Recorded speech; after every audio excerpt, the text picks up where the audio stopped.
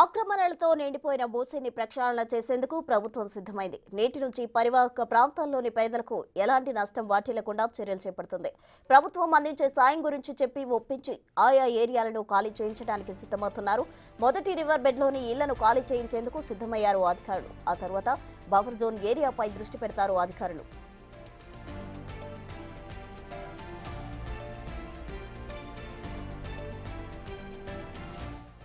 హైదరాబాద్, రంగారెడ్డి, మేడ్చల్ జిల్లాల కలెక్టర్లు 25 టీంలు సిద్ధమయ్యాయి. మూసీ రివర్ బెడ్ లో కట్టిన ఇళ్లను ఈ టీం సర్వే చేస్తాయి. ఒక్కో టీంలో తహసీల్దార్తో పాటు RI, surveyor, GHMC officer, police, office subordinate ఉంటారు.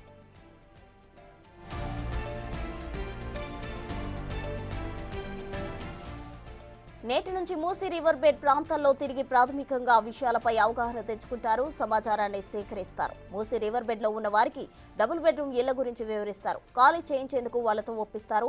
మూసీ రివర్ బెడ్ లో 2166 ఇళ్లు ఉన్నట్లు ఇప్పటికే చేపట్టిన సర్వేలో తేలింది. ఇందులో హైదరాబాద్ జిల్లాలో 1595 ఇళ్లు, రంగారెడ్డి జిల్లాలో 332 ఇళ్లు, మేడ్చల్ మల్కజ్గిరిలో 239 ఇళ్లు ఉన్నాయి. వీటిలో ప్రభుత్వం ఏర్పాటు చేసిన టీం ప్రజలతో మాట్లాడతారు.